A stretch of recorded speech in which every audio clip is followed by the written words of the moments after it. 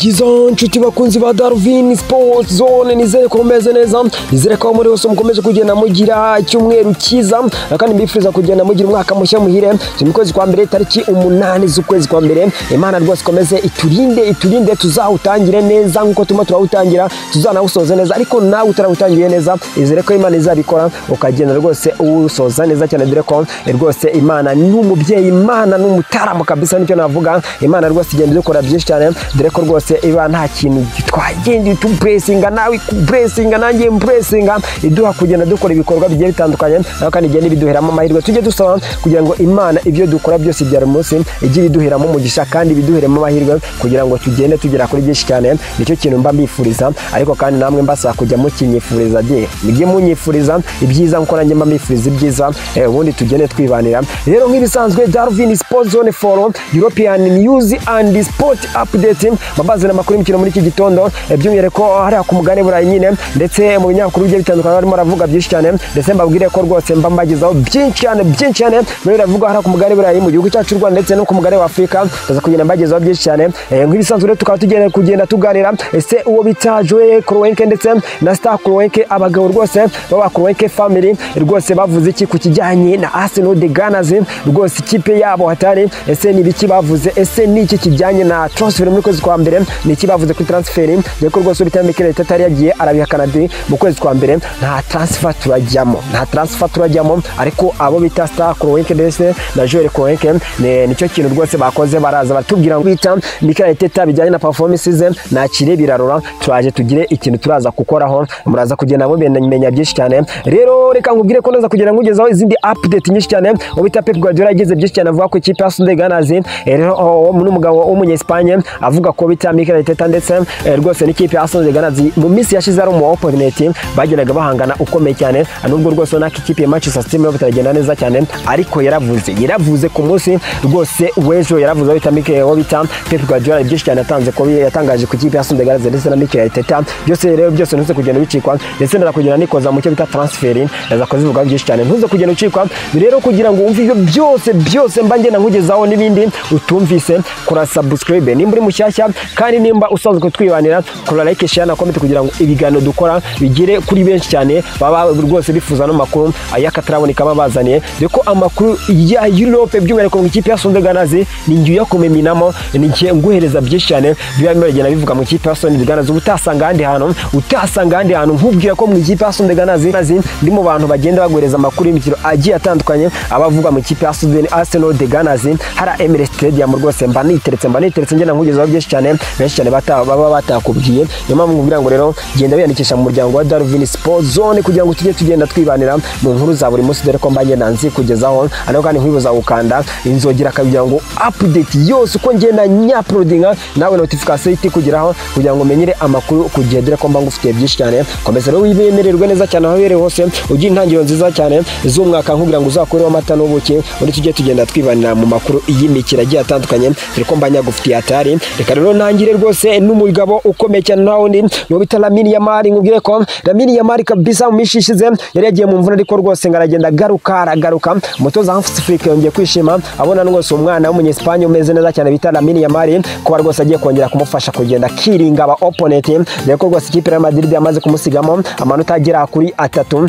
ndetse ikipe ya Atletico Madrid baramuca 2, abona aba opponent bahanganye rwose hari ku cyo bita La Liga Santander, reko rwose ntago byoroshye, ubona ko birakomeye cyane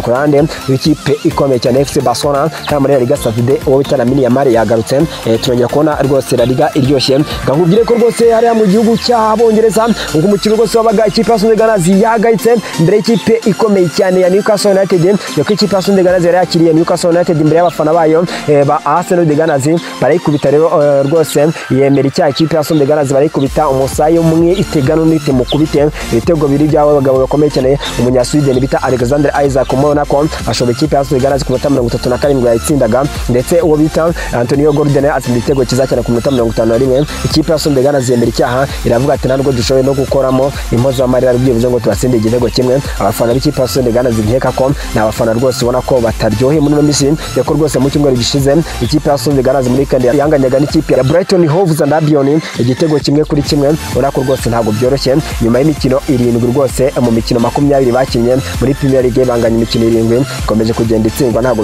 byoroshye ikipe ya Sunderland rero ubona ko bitoroshye nubwo bitamikira Arteta yagendaga avuga ko rwose nta bakinnyi akeneye muri uku kwa mbere ariko rwose abagabo bakomeye cyane bita Joe Kroenke ndetse na Star Kroenke ko nabikubwira ndaje mbikubwire mu kanya kagiye kuza ari byinshi cyane bavuze kujyanye na transfer rwose mu ikipe ya Sunderland yo mpavuga kugira ngo kora subscribe kugira ngo rwose uze kugenda ubana nanjye mu biganiro bigiye bitandukanye muri kino kiganiro azigera kugenda usobanukirwa byinshi cyane komeza ukore comment shemo comment zawe tugende twisangira ijambo ni hano kuri Darwin Sports Zone for Luyani Arsenal News ndetse rwose amakuru y'imikino dore ko mbanga ufite menshi cyane ntukagere ucikwa dore ko mbanga ufite menshi cyane kabisa reka rero nerekeze ku mugabo ukomeye cyane bita Alexander Isaac kandi ubwo yatsindaga ikipe ya Sunderland ni umugabo rwose wandikishaga igitego cya 7 mu mikino 5 amaze gukina rwose yeruka no umugabo rwose ukomeje kwitwara neza cyane ibitego 13 yabyuzugara muri Premier League urako rwose nawe ameze neza cyane ndetse muri Carabao Cup yatsindaga igitego cyiza cyane rwose ubona ko no umugabo hatari no umugabo bita rwose Alexander Isaac mu mikino igira ku 9 aheruka gukina atsinzemo ibitego bigera kuri 13 rwose no umugabo kuri cyo bita Mohamed Salah Dreko afite ibitego bigera kuri 15 mu mikino igira ku 9 urumva ko rwose nabagabo bakomeje gutsinda ibitego umusubirizo rwose mu mikino iyikurikirana ko hari ku mugane burayi bameze neza cyane n'abagabo bakina muri Premier League ubona ko ni hatari reka nkomeze rero ku mugabo ukomeye cyane ubona ni umugabo bita Trent Alexander-Arnold transferiye mu ikipe ya Real Madrid rwose yabaye akasamutwe ikipe ya Real Madrid ntishaka kurekura dore ko rwose no mugabo ngarerekezamo nta kabuza rwose byararangiye abagabo rwose bara Anfield Road yakire ko rwose mu kwezi kwa gatandatu rwose nubwo bitakunda mu kwezi kwa mbere mu kwezi kwa gatandatu wo bita Trent Alexander-Arnold yemere ko rwose bamuze nyemere icyaha rwose nawe bona abo makuru nabo bafitiye ikankomeze muri zindi transfer ibona ko zikomeye cyane ni ikipe ikomeye cyane ya Real Madrid umugabo rero ukomeye bita Jeremia Frimpong umugabo rwose ikindi ikipe Bayer Leverkusen baravuga ko rwose ngo barashobora kugenda bamusinyisha nako ni ikipe ya Real Madrid muravuga ku isoko bikomeye cyane bijyanye nabo bitaba Eder Militao ba Dani Carvajal bagendaga bavunika rero ngo barayifuza ko bagenda basinyisha abagabo bakomeye cyane bijyanye nabo bitaba Luka Modric murabizi ko barimo barajya mu busaza rero barabona ko ikipe ya Real Madrid bashobora kuzana intwaro zagenda zibafasha kukirenga icyo bita rwose hariya UEFA Champions League akaba byibuze bazaboneka muri playoff ndetse ubona ko bafite akazi katoroshye dore ko bari ku mwanya 24 rwose bari ku mwamba ubona ko rwose barasabwa gukora ibintu bihatari ikipe ikomeye cyane ya Real Madrid reka rero nkomeze rwose ni ikipe ikomeye cyane ya Juventus Dortmund ngirabemera rwose iravuga ko ngirifuza ko yatira mu ikipe ya FC Barcelona n'umugabo ukomeye cyane rero naho ni bita Ronaldo Araujo barabona rwose ari intizanyo yaza kubafasha mu ikipe ya Juventus Dortmund mu defenseur hatari rwose ubona ko akina ikipe ya FC Barcelona ese FC Barcelona mai iraza kuba yemera ko yamurekura tujye turebe ko bizagenda bigenda niba bimwe biragenda bivuga ko dore ko bari hataye ubwo niba muravuga mu ikipe ya FC Barcelona ngo tukesha inyamakuru cyitwa Mundo Deportivo tako kigenda kibivugaho ubona ko ni hatari kanerekeze rero mu kinyamakuru gikomeye cyane icyo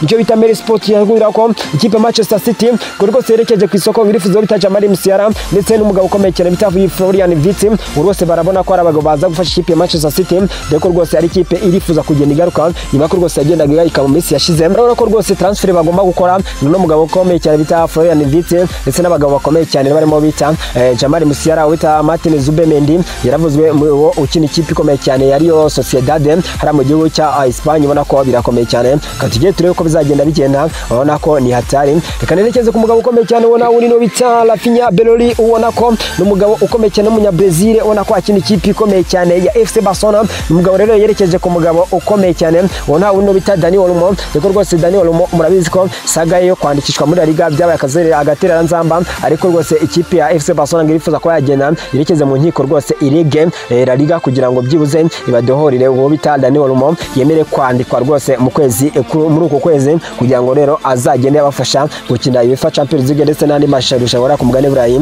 katuje turebe ko bizagenda bijyana ko bita Rafinha Beloli umunya Brazil yagendaga rwose yikoza ku rubuga rwe rwa X aravuga ati Dani Olmo nubwo rwose dukeneye turifuza ko twakongera kubona akina mu ikipe ya FC Barcelona yeko ari umugabo w'amapasi atari ndetse n'ibitego abamimina mara mwizamu urako ameze neza cyane wo bita Dani Olmo umunya Espagne hatari w'imyaka 28 ukiniye ikipe ya FC Barcelona rwose ubona ko La Liga nta grimira bigenza neza cyane nyuma ko bita Pau Victor ndetse n'ikipe ikomeye cyane FC Barcelona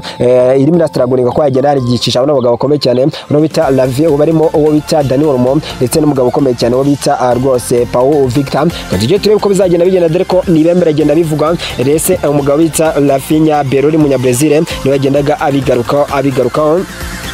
Reka rero ngende nerekeza ku ikipe ya Arsenal de Gunners. Ni ikipe ikomeye cyane rero mu gihugu cy'Ubwongereza by'umwihariko muri Premier League, nako ni ikipe yatwaye iyi Premier League 13. Ni ikipe ifite ibigwi n'amateka yakoze mu myaka yagiye itandukanye, kubona ko bitaba biragenda neza cyane. Ku mugoroba mwabibonaga ko yagendaga nyagirwa n'ikipe ya Newcastle United ibitego bigira kuri 2-0 hari imbere y'abafana bayo. Emirates Stadium ikubitwa n'umugabo ukomeye cyane bita Alexander Isak umunya-Sweden, yaminagamo igitego ku minota 37 yaterekagamo, ndetse bita Antonio Gordon nawe yatsindaga igitego kiza cyane mu Mwongereza atari yaterekagamo ku minota 51. Nyamara ikipe Arsenal de Gunners yavuga ko rwose iraza kuba yigaragaza hari Emirates Stadium imbere y'abafana bayo. Ntabwo byagenze neza cyane rero. Ni ikipe yo mu minsi yashize ubita Mikel Arteta umunya Espagne utoza ikipe Arsenal de Gunners yikojeje ku mbuga ze, arandika rwose aratangaza aravuga ati mu ikipe Arsenal de Gunners mu kwezi kwa mbere abitega ko rwose tuzagura umwataka icyo nta gihari mu kivaneho rwose mukuri hakabazo icyo nta gihari. Ariko rwose ubona ko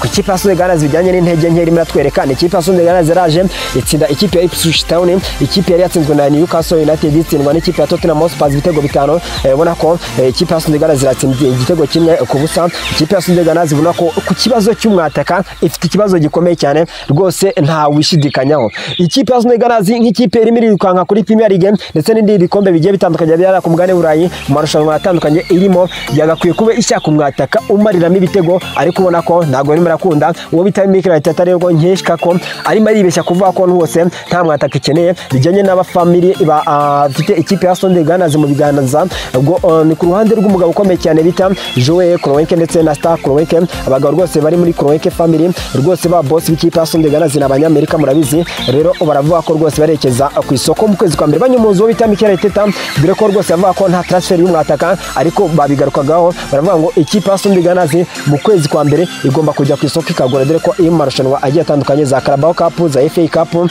ndetse andi marushanwa UEFA Champions League murabizi ko irimo, ndetse na UEFA n'ikipe na Premier League mu gihugu cy'Ubwongereza naho irimo. Urareba ko ni ikipe ya Arsenal de Gunners zirasabwa gukina imikino myinshi cyane, niyo mpamvu ikeneye abakinnyi squad nini. Ubona ko rwose ibyo bintu byose irabisabwa. Rero bijyanye nuko irimo iritwara rwose iragaragaza intege nke, bigaragaza ko rwose yifuza abakinnyi atari by'umwihariko ku ruhande rw'ubusanterezi, ndetse yaguye muri crisis yo kuba yarabuze umugabo w'Umwongereza ubona undi no bita Bukayo Saka Timidao Ayonika muramuzi, yajyaga mu mvune dore ko yanabazwe, biravuga ko ashaka kuza nyuma y'amezi 2 cyangwa ashaka no kurenga. Rero urumva ko ikipe ya Arsenal de Gunners birasaba kujya ku isoko. Rero abagabo bita Joe Kroenke ndetse na Star Kroenke bazaga bayomoza umugabo bita Mikel Arteta, bavuga ko mu kwezi kwa mbere rwose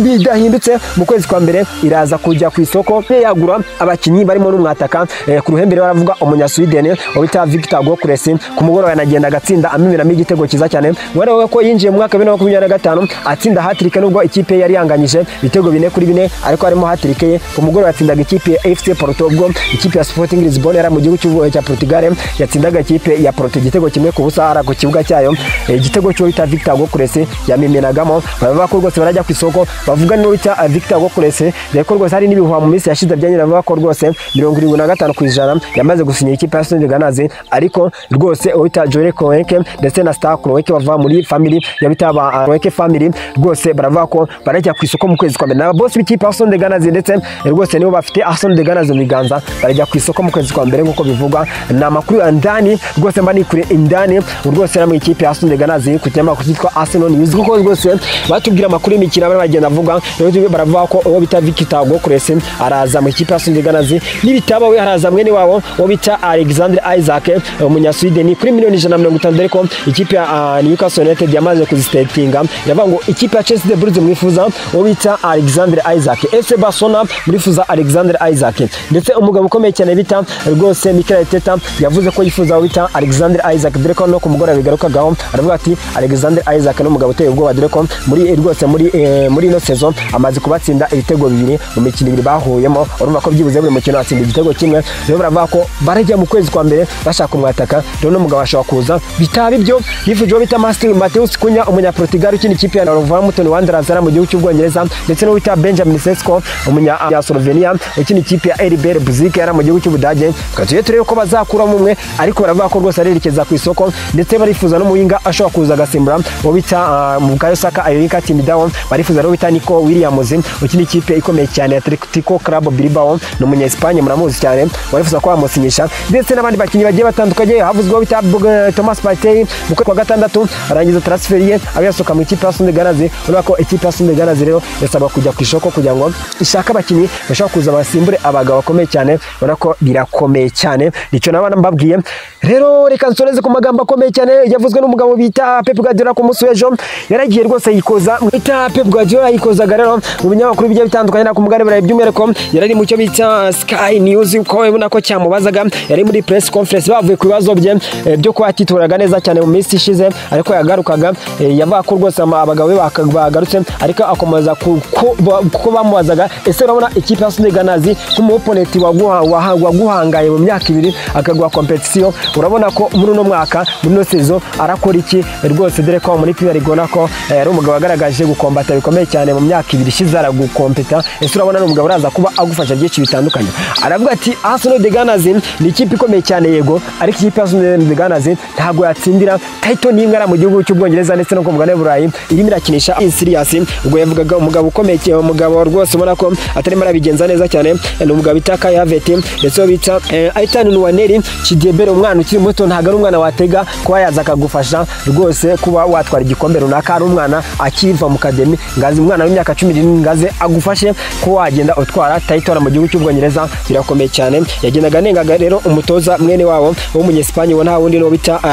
murabizi ko bita Mikel Arteta ndetse no bita Pep Guardiola wabo bakomoka muri Espagne n'abanyespanye kandi barabanye yagenda avuga ati rero igihe Arsenal de Gunners ifuza kuba yatsindira igihe title iremera mu gihugu cy'Ubwongereza ikwiye kuba ikinisha abagabo bafite bari serie bifuza kuba rwose bari muri winning form bafite rwose kuba bagenda bafite experience kugira ngo bagufashe gutwara Premier League cyangwa ibindi bikombe byara ku mugabane w'Uburayi katuye tureberero nimba ibyo bita Pep Guardiola agenda agatangaza byaba ari byo cyangwa yavuze ukuri ariko nkeka ko abafana b'ikipe ya Sunday Gunners mufite ko mwajajinga bijyanye nuko mubona ikipe yanyu Arsenal de Gunners mwandike muri comment mugende rwose mumbwira ngo turabibona gutya kugira ngo tuze kugenda tuganira ariko kandi mbibuza gukora subscription like share na comment kuri Darwin Sport Zone kugira ngo tujye tugenda twibana amakuru y'imikino komeza bonekesha mu muryango mugari wa Darwin Sport Zone kugira ngo ku mbuga nkoranyambaga nko nabibabwiye mu following ni Darwin Sport Zone aba kuri Facebook kuri Instagram kuri Twitter ndetse na TikTok no ku muyoboro wa YouTube imari barindi banamwe mu byokoro byose bya munsi